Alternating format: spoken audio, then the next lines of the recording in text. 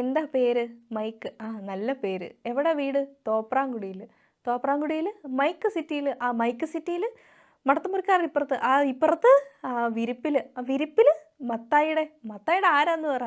മോൻ. എൻ്റെ പൊന്നു മോനെ ഞാനവിടെ വന്നിട്ടുമില്ല. എനിക്കവിടോട്ട് ആരെയും അറിയേയില്ല. ഇത് പറഞ്ഞു കഴിയുമ്പോൾ മമ്മൂട്ടിയുടെ മുഖത്ത് വരുന്ന ഒരു മുഖഭാവമുണ്ട്. വളരെ നിഷ്കളങ്കനായ ഒരു നാട്ടുമ്പുറത്തുകാരൻ്റെ ഭാവം. മേനോൻ എന്ന ഒരു ആസ്ട്രോഫിസിസ്റ്റിന് വേണ്ടി അവയവദാനത്തിനെത്തുന്ന ഒരു തോപ്രാംകുടിക്കാരനായ മനുഷ്യൻ്റെ കഥയാണ് 2009 പുറത്തിറങ്ങിയ ലൗഡ് സ്പീക്കർ എന്ന സിനിമ.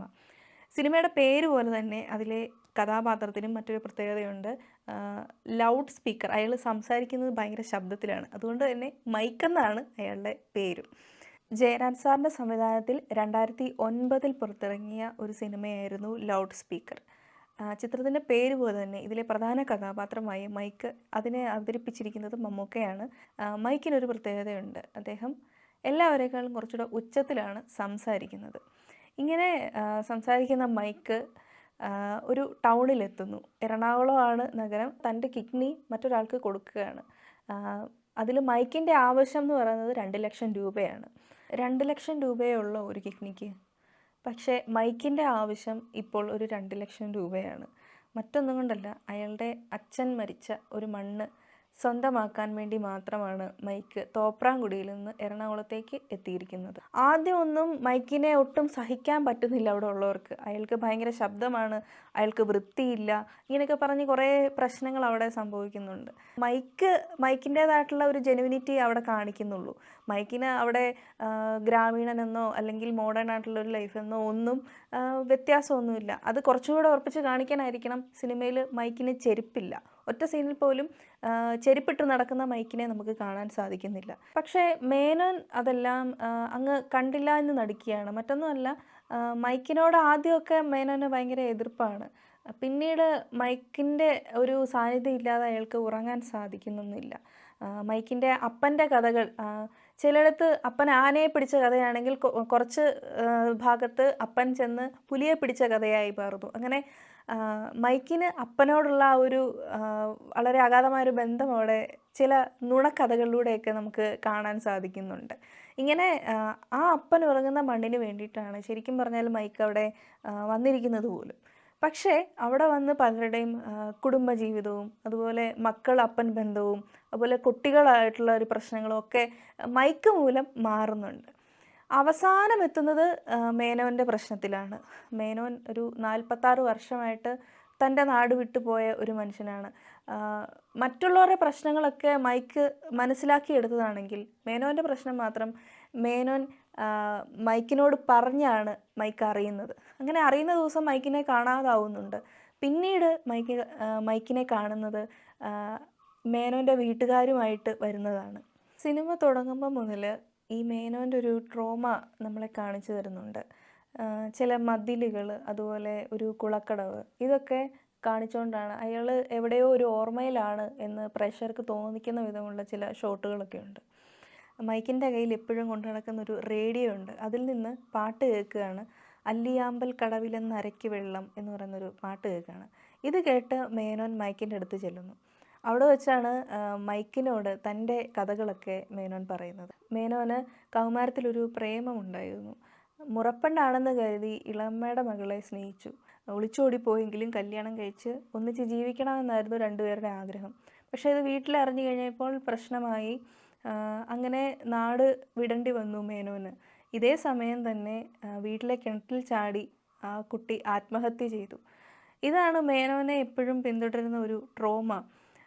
എത്രയൊക്കെ വളർന്നാലും അയാൾക്ക് ആ ഒരു ട്രോമയിൽ നിന്ന് മാറ്റം സംഭവിച്ചിട്ടില്ല.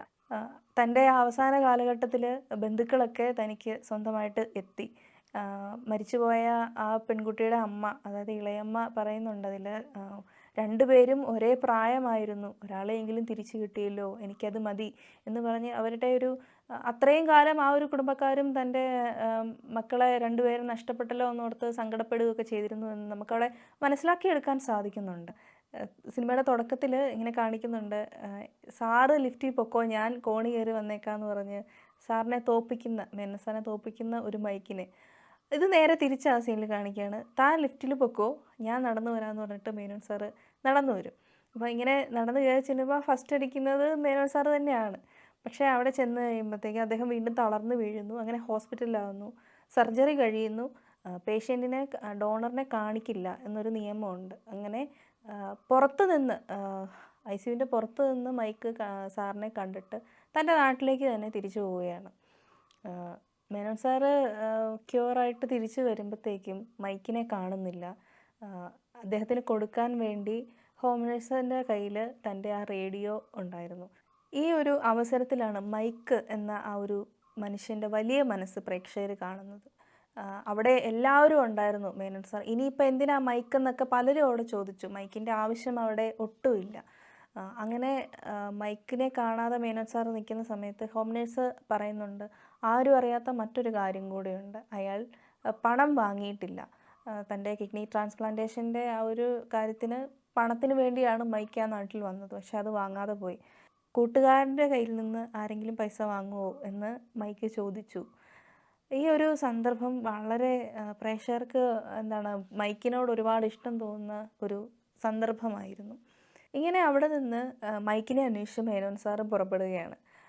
അങ്ങനെ തോപ്രാംകുടിയിലെത്തുന്നു. തോപ്രാംകുടിയിലെത്തുമ്പോഴത്തേക്കും അറിയുന്നത് ഇപ്പോൾ മൈക്കിന് ഉണ്ടായിരുന്ന വീട് സ്ഥലമൊക്കെ നഷ്ടമായി. ഇപ്പോൾ ഒരു കടത്തിണ്ണയിലാണ് കിടക്കുന്നത്.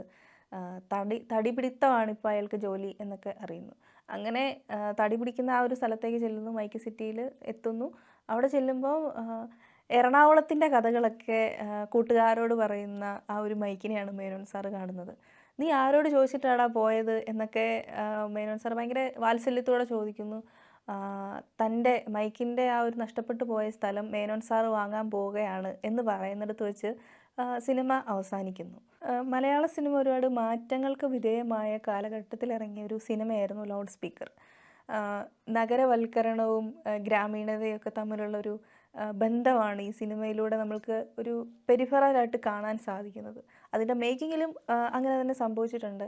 ഉദാഹരണമായിട്ട് പറയുകയാണെങ്കിൽ ഇതിൽ അല്ലിയാമ്പൽ കടവിലെന്നരയ്ക്ക് വെള്ളം എന്ന് പറയുന്നൊരു പാട്ടുണ്ട്. 1965 റോസി എന്നൊരു സിനിമയിൽ കെ.ജെ. യേശുദാസ് പാടിയ പാട്ടായിരുന്നു അത്.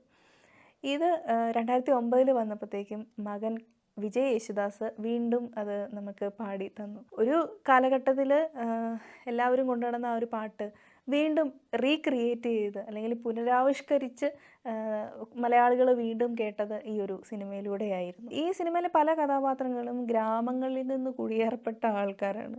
കുറച്ച് ഡിസിപ്ലിൻഡ് ആയിരിക്കണം, കുറച്ച് വൃത്തിയുള്ളവരായിരിക്കണം എന്നൊക്കെ ഉള്ളൊരു ശബ്ദം എന്ന് പറയുന്നത് മോശം കാര്യമാണ് എന്നൊക്കെയുള്ള അവർ പോലും അറിയാതെ അവരുടെ ഉള്ളിൽ ക്രിയേറ്റ് ചെയ്യപ്പെട്ട കുറച്ച് കാര്യങ്ങളുണ്ട്. ഇവിടെ അതിനെക്കുറിച്ചൊന്നും ബോധേഡല്ലാത്ത മൈക്ക് കടന്നു വരുന്നു. അവിടെ ഉണ്ടായിരുന്ന ആളുകളൊക്കെ എങ്ങനെയാണ്, എവിടെ നിന്നാണ് അവർ വന്നതെന്നൊക്കെ തിരിച്ചറിയാനായിട്ട് മൈക്കിൻ്റെ ആ ഒരു സാന്നിധ്യം അവർക്ക് കാരണമായിത്തീരുന്നു. അങ്ങനെയാണ് പച്ചവെള്ളം ഒറ്റമൂലിയായി മാറുന്നതൊക്കെ ആ സിനിമയിൽ. വായിൽ പച്ചവെള്ളം ഒഴിച്ചിട്ട് മിണ്ടാതിരുന്ന് കഴിഞ്ഞാൽ കുടുംബ പ്രശ്നം തീരുമെന്നൊക്കെ മൈക്ക് കണ്ടുപിടിക്കുന്ന ചില തമാശ കലർന്ന കാരണങ്ങളൊക്കെയാണ് അതിൽ.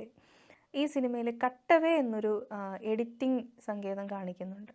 അത് എങ്ങനെയാണെന്ന് ചോദിച്ചു കഴിഞ്ഞാൽ, നമ്മൾ ഒരു കാര്യം ഇരിക്കുന്നു, അതിനുശേഷം അവിടെ നിന്ന് മറ്റൊരു കാര്യത്തിലേക്ക് ഡീവീറ്റ് ചെയ്യാൻ വേണ്ടിയിട്ട് കാണിക്കുന്നൊരു ടെക്നിക്കാണ്. അത് ഒരു ടൗണാണ് അങ്ങനെ കാണിക്കുന്നത് ഈ സിനിമയിൽ. ഭയങ്കര തിരക്കാണ്, തിരക്ക് നിറഞ്ഞ ഒരു നഗരം. ആ ഒരു നഗരത്തെയാണ് ഇവിടെ കട്ടവയായിട്ട് കാണിക്കുന്നത്. ഇത് നമ്മളെ മറ്റൊരു രീതിയിൽ ചിന്തിക്കുകയാണെങ്കിൽ മനുഷ്യൻ അനുഭവിക്കുന്ന ഒറ്റപ്പെടലിൻ്റെയും അല്ലെങ്കിൽ തിരക്കേറിയ ജീവിതത്തിൽ ഒറ്റപ്പെട്ടു പോകുന്ന മനുഷ്യരെയൊക്കെ റെപ്രസെൻ്റ് ചെയ്യുന്നുണ്ട് എന്ന് നമുക്ക് മനസ്സിലാക്കാൻ സാധിക്കും. ഈ സിനിമയിൽ ഫ്ലാറ്റിലെ സെക്രട്ടറി ആയിട്ട് ഒരു വേഷം ചെയ്തിരിക്കുന്നത് ജഗതി സാറാണ്. അപ്പോൾ അദ്ദേഹത്തിൻ്റെ ആ ഒരു കഥാപാത്രം എത്രമാത്രം മനുഷ്യൻ ഒറ്റപ്പെട്ടു പോകുന്നു എന്നുള്ളൊരു സങ്കീർണത അദ്ദേഹത്തിൻ്റെ ഒരു ഫോൺ കോളിലൂടെ നമുക്ക് മനസ്സിലാക്കാൻ സാധിക്കുന്നുണ്ട്. തൻ്റെ കയ്യിലൊരു പട്ടി മാത്രമേ ഉള്ളൂ. ആ പട്ടിയെ കുളിപ്പിക്കുക, അതിൻ്റെ കാര്യങ്ങൾ നോക്കുക, ജർമ്മനിയിൽ നിന്നും ഭാര്യ അയച്ചു തരുന്ന പണം കൊണ്ട് ജീവിക്കുക, ഇത് മാത്രമാണ് അയാളുടെ ജീവിതം. അങ്ങനെ പലരും ഈ ഒരു സിനിമയിൽ ആ ഒരു യാഥാർത്ഥ്യത്തിലൂടെയാണ് കടന്നു പോകുന്നത്. ഒറ്റപ്പെട്ടു പോകുന്ന മനുഷ്യർ, അവർക്ക് ആരൊക്കെയോ ചുറ്റുമുണ്ട് എന്ന് തോന്നുന്നു, പക്ഷേ അവർ ഒറ്റയ്ക്കാണ്. ഈ ഒരവസ്ഥ മാറി മറിയുന്നത് മൈക്ക് വന്നതിന് ശേഷമാണ്. വർഷങ്ങളോളം ഒരു ആസ്ട്രോഫിസിസ്റ്റായിട്ട് അമേരിക്കയിൽ ജീവിതം ജീവിച്ച ആളാണ് മേനോൻ. അദ്ദേഹത്തിന് അവിടെ അവിടുന്ന് കല്യാണം കഴിച്ച ഒരു ഭാര്യയുണ്ട്. അവർ പിന്നീട് വേർപിരിഞ്ഞു. എന്നാലും എല്ലാ ക്രിസ്മസിനും അവൾ വിളിക്കാറുണ്ട്. നക്ഷത്രങ്ങളെ നോക്കി നടന്ന ഒരു ആസ്ട്രോഫിസിസ്റ്റിനെ മനസ്സിലാക്കാൻ അവൾക്ക് സാധിച്ചില്ല എന്ന് മേനോൻ സാറ് നമ്മുടെ മൈക്കിനോട് പറയുന്ന ഒരു ഭാഗമൊക്കെ ഈ സിനിമയിലുണ്ട്. ശബ്ദം കൊണ്ട് വ്യത്യസ്തനായ ഒരു മനുഷ്യൻ. തൻ്റെ ശബ്ദം എല്ലാവർക്കും അരോചകമായിത്തീരുന്നു. മറ്റൊന്നുകൊണ്ടല്ല, സാധാരണ മനുഷ്യർ സംസാരിക്കുന്നതിൽ കൂടുതൽ ഒച്ചത്തിൽ സംസാരിക്കേണ്ടി വരുന്ന ഒരു മനുഷ്യൻ ഒച്ച കൊണ്ട് നിറഞ്ഞ ഒരു നഗരത്തിലെത്തുമ്പോൾ ഒറ്റപ്പെട്ടു പോകുന്നു. അതിൻ്റെ കാരണവും അയാളുടെ ശബ്ദം തന്നെയാണ്. പിന്നീട് ആ ഒരു ശബ്ദം കൊണ്ട് തന്നെയാണ് അയാൾ മറ്റെല്ലാവരുടെയും പ്രീതി നേടിയെടുക്കുന്നത് പോലും. ഇതിൽ ഒരു കഥാപാത്രമുണ്ട്. ചെവി കേൾക്കാൻ അയാൾക്ക് കഴിയില്ല. ചെവി കേൾക്കാനായിട്ട് ഒരു ഉപകരണമൊക്കെ ഘടിപ്പിക്കുന്നൊക്കെയുണ്ട്. മൈക്ക് സംസാരിക്കുമ്പോൾ മാത്രം അയാൾക്ക് അതിൻ്റെ ആവശ്യം വരുന്നില്ല. കാരണം അത്രത്തോളം ഒച്ചയിലാണ് മൈക്ക് അതിൽ സംസാരിക്കുന്നത് പോലും. മൈക്കിൻ്റെ ഒരു ജെനുവിനിറ്റി കാണിക്കുന്ന പല സീക്വൻസുകളും ഈ സിനിമയിലുണ്ട്. ഓട്ടോയിൽ കുട്ടികളെ കുത്തി നിറച്ച് കൊണ്ടുപോകുമ്പോഴത്തേക്കും അത് തടയാൻ ചെല്ലുന്ന മൈക്ക്, ഇങ്ങനെയാണോ കുഞ്ഞുങ്ങളെ കൊണ്ടുപോകുന്നത് എന്നൊക്കെ ചോദിക്കുന്നൊക്കെ ഉണ്ട്. അതിനുശേഷം ഫ്ലാറ്റിൽ കുടിവെള്ളത്തിൻ്റെ പ്രശ്നം വരുമ്പോഴും മണക്കുന്ന വെള്ളമാണോ കുടിക്കാൻ കൊടുക്കുന്നതെന്ന് പറഞ്ഞ് അവിടെ പോയി പ്രശ്നം ഉണ്ടാക്കുന്ന മൈക്ക്. അതുപോലെ ചെടി നടുന്ന മൈക്ക്, ആ ചെടി കൊണ്ട് നട്ട് വെക്കുമ്പോഴത്തേക്ക് അവിടെ എല്ലാം വൃത്തികേടാക്കി എന്നൊക്കെ മറ്റുള്ളവർ പറയുന്നൊക്കെ ഉണ്ട്. എന്നാൽ പോലും ഒന്ന് പോടാവേ എന്നൊക്കെ പറഞ്ഞിട്ട് അത് നട്ടൊക്കെ വെക്കുന്നൊക്കെ ഉണ്ട്. ഇങ്ങനെ മേനോൻ സാറിൻ്റെ കാര്യങ്ങളൊക്കെ അറിഞ്ഞ് മേനോൻ സാറിൻ്റെ കൂടെ തൃശ്ശൂരിലേക്ക് പുറപ്പെടുന്ന മൈക്ക്. അവിടെ ചെല്ലുമ്പോഴും അവിടെയുള്ള ആ ഒരു പഴയ ആൾക്കാരൊക്കെയായി പെട്ടെന്ന് സിങ്കാകുന്ന മൈക്ക്. അയാളുടെ ആ ഒരു നിഷ്കളങ്കത തന്നെയാണ് അവരെ മൈക്കിനോട് അടുപ്പിക്കുന്നതും. മേനോൻ സാറിൻ്റെ വീട്ടിൽ ചെല്ലുമ്പോൾ അവിടെ മാവ് നിറയെ മാങ്ങ ഉണ്ട്. മാങ്ങ പഴുത്ത് കിടക്കുകയാണ്. അപ്പം ഇവരെല്ലാം കൂടെ ചേർന്നിരുന്ന് ഈ മാങ്ങ കഴിക്കുന്ന ഒരു രംഗമുണ്ട്. അത് മൈക്കാണ് ആ മാങ്ങ തോട്ടികൊണ്ട് മരത്തിൽ കയറി തോട്ടുകൊണ്ട് വലിച്ച് പറിച്ച് താഴെ ഇടുന്നതൊക്കെ.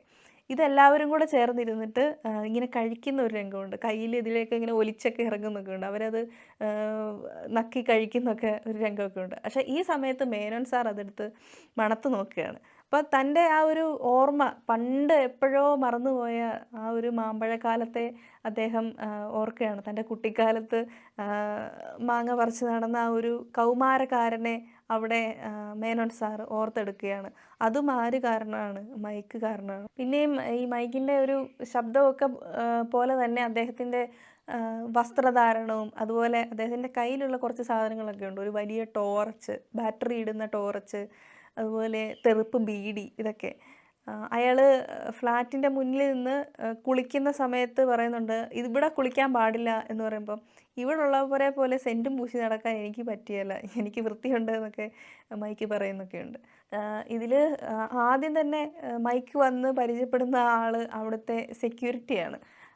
അയാൾക്ക് ഒരു സാധനം അവിടെ കൊടുക്കുന്നുണ്ട്. മറ്റൊന്നുമല്ല, നല്ല ഒന്നാന്തരം തെറുപ്പ് ബീഡിയാ എന്ന് പറഞ്ഞിട്ട് ഒരു ബീഡിയൊക്കെ കൊടുക്കുന്നൊക്കെയുണ്ട്. അപ്പം ബീഡി, ടോർച്ച്, അതുപോലെ ഒരു ട്രങ്ക് പെട്ടിക്കകത്ത് ഒരു കുരിശ്, ആ കുരിശിൻ്റെ ഒപ്പം തന്നെ മഞ്ചാടിക്കുരു, പിന്നെ 2 ഏലയ്ക്ക, ഇതൊക്കെയാണ് ആ ഒരു ട്രങ്ക് പെട്ടിക്കകത്തുള്ളത്. അങ്ങനെ വളരെ കുറച്ച് വസ്ത്രവും ഒക്കെ അതിനകത്തുള്ളൂ. ഈ സിനിമയിൽ മേനോൻ സാറിനെ നോക്കാൻ വരുന്ന ഒരു ഹോം നേഴ്സുണ്ട്, ആനി എന്ന ഒരു പെൺകുട്ടി.